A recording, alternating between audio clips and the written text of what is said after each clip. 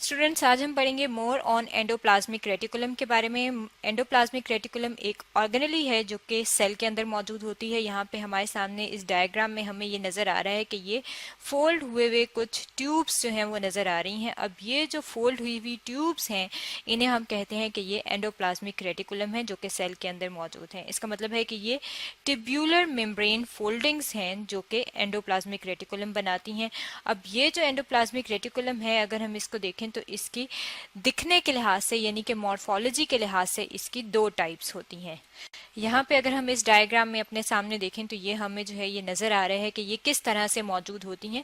Nucleus जो है वो इस साइड पे मौजूद होता है और जो न्यूक्लियस का बाहर इन्वेलप होता है जिसे न्यूक्लियर इन्वेलप कहते हैं वो इसके साथ यहाँ पे ये उसके साथ एसोसिएटेड होती हैं।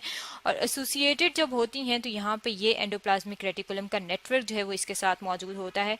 अब ये जो एंडोप्लाज्मिक रेटिकुलम है ये दो किस्म की है। यहाँ पे आप देख सकते हैं, एक जो है वो ये वाली है जिसे स्मूथ एंडोप्लाज्मिक रेटिकुलम कहा गया है और दूसरी जो है वो रफ ईआर है जिसे रफ एंडोप्लाज्मिक रेटिकुलम कहते हैं। अब स्मूथ इसे इसलिए कहते हैं कि इसकी जो अपीयरेंस है वो बिल्कुल स्मूथ है, लेकिन जो रफ एंडोप्लाज्मिक रेटिकुलम है उसकी अपीयरेंस आप देख सकते हैं, उसके ऊपर दानेदार चीजें ये ब्लू कलर की आपको नजर आ रही हैं। और ये क्या है, ये राइबोसोम्स हैं। यानी कि रफ एंडोप्लाज्मिक रेटिकुलम के ऊपर राइबोसोम्स मौजूद होते हैं और स्मूथ एंडोप्लाज्मिक रेटिकुलम के ऊपर राइबोसोम्स मौजूद नहीं होते। राइबोसोम जो है वो प्रोटीन फॉर्मेशन में हेल्प करते हैं, यानी कि प्रोटीन की सिंथेसिस में हेल्प करते हैं। अब अगर हम इनके स्ट्रक्चर की तरफ देख लें कि इसके कौन कौन से पार्ट हैं तो ये आपको इसके पार्ट्स जो हैं वो नज़र आ रहे होंगे। ये जो आपको ट्यूब्स नज़र आ रही हैं इन्हें क्या कहा जाता है, इन्हें कहा जाता है सिस्टर्नी। यहाँ पे हम अपने सामने जो है इसको लेबल कर लेते हैं कि ये वाला जो इसका पार्ट है इसे कहा जाता है कि ये क्या है, ये इसके सिस्टर्नी है। और ये जो सिस्टर्नी के अंदर वाली जगह है, ये वाला जो पार्ट है ये इसकी स्पेस है जिसे कहा जाता है सिस्टर्नियल स्पेस। इसके अलावा इसका एक और नाम भी होता है, इसको ल्यूमन भी कह सकते हैं, यानी कि ल्यूमन जो है वो भी इसी का दूसरा नाम है। यहाँ से हम इसको अंदर वाली जगह पे डॉट लगा के इसको लेबल कर लेते हैं। ये जो है ये इस किस्म के चैनल्स जो हैं उन्हें सिस्टर्नी कहते हैं और उनके अंदर की स्पेस जो है वो सिस्टर्नल स्पेस हो गई।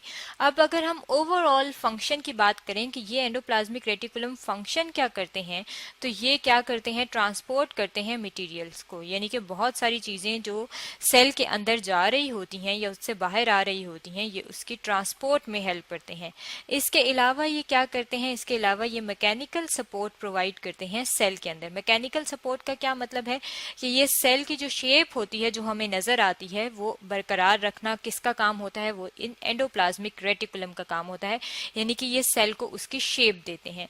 अब अगर हम वन बाय वन जो है वो देख लें कि इन दोनों के फंक्शंस जो हैं वो क्या हैं, क्योंकि ये दो टाइप्स की हैं तो इन दोनों के फंक्शंस जो हैं वो भी अलग हैं।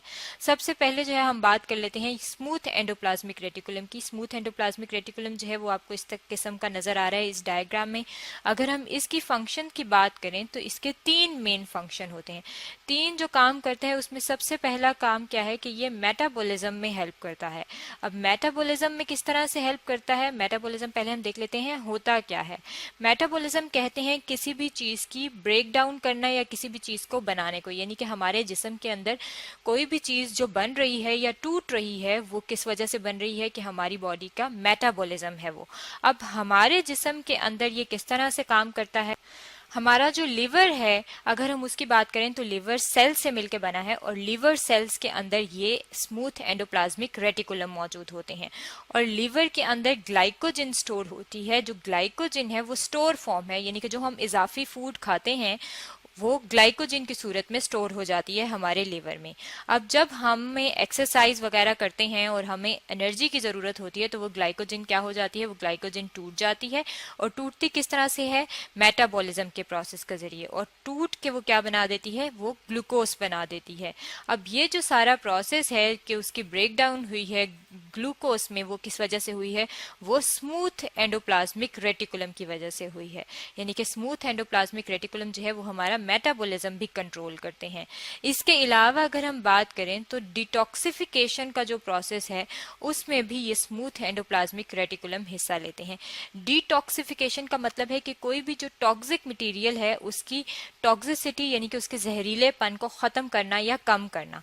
अब अगर हम बात करें अपनी बॉडी की तो बहुत ज्यादा ड्रग्स जो ली जाती हैं, जब हम ड्रग्स लेते हैं कोई भी जो मेडिसिन होती हैं उनको क्या कहा जाता है, उनकी डिटॉक्सिफिकेशन इस स्मूथ एंडोप्लाज्मिक रेटिकुलम के जरिए होती है। और डिटॉक्सिफिकेशन कहाँ पे होती है, हमारे लीवर के अंदर होती है।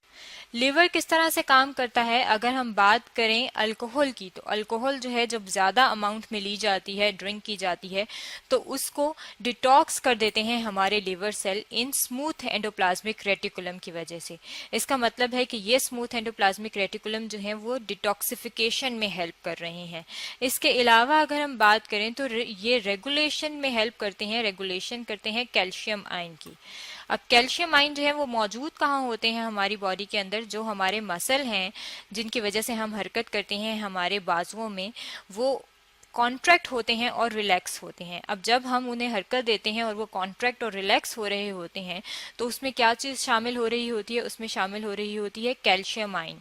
कैल्शियम आयन जो है उनकी वजह से वो कॉन्ट्रैक्ट या रिलैक्स होते हैं, और ये कैल्शियम आयन रिलीज कहाँ से होते हैं, ये रिलीज होते हैं इस स्मूथ एंडोप्लाज्मिक रेटिकुलम की वजह से।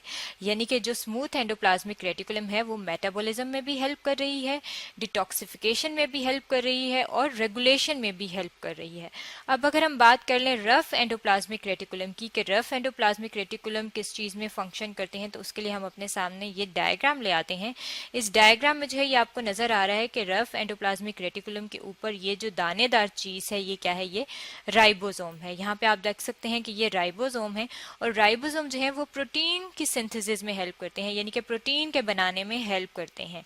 अब जब यहाँ पे राइबोसोम्स मौजूद होते हैं तो यहाँ पे प्रोटीन बन जाती है, और ये प्रोटीन जो है ये बाद में जहाँ पे भी जिस्म में जरूरत होती है वहां पे चली जाती है। यहाँ पे इस डायग्राम में ये जो आप देख सकते हैं ये पॉलीपेप्टाइड चेन है।